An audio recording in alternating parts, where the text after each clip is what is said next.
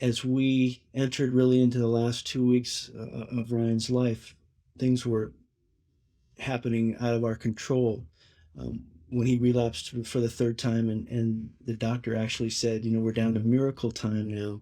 A world-renowned doctor that's seen thousands of patients, that started the St. Jude facility in Memphis, which is another reason we wanted to go there, because here's a gentleman that started one of the world-class organizations. But he looked at us and he said, we're down to miracle time. We're going to rely on this derivative of a root called topotecan to see if we can't get this cancer in remission. And having difficult discussions about DNR, do not resuscitate. This would have been right around August the 1st.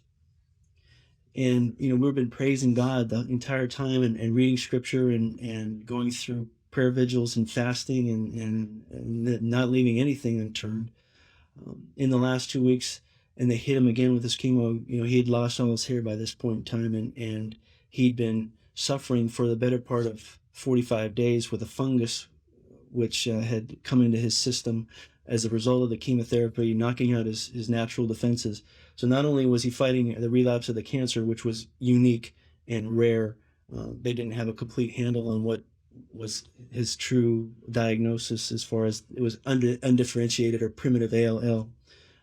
But he had this fungus that was not getting better, and as such, part of the treatment in his regimen was to take a harsh drug, really 3 times a day, 2 oral mists, and a heavy dose IV every day of a drug called amphotericin, which is, the nickname is Amphoterror, or shake and bake. The nurses call it that.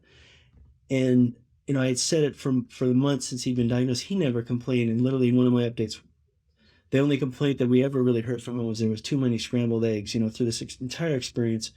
And that last 2 weeks, he still didn't complain, and was just the bravest of brave throughout the entire experience. And, as we got close to the 15th of August, we had really changed our prayer vigil to be not only, praying for full recovery, but, thanking for the recovery process.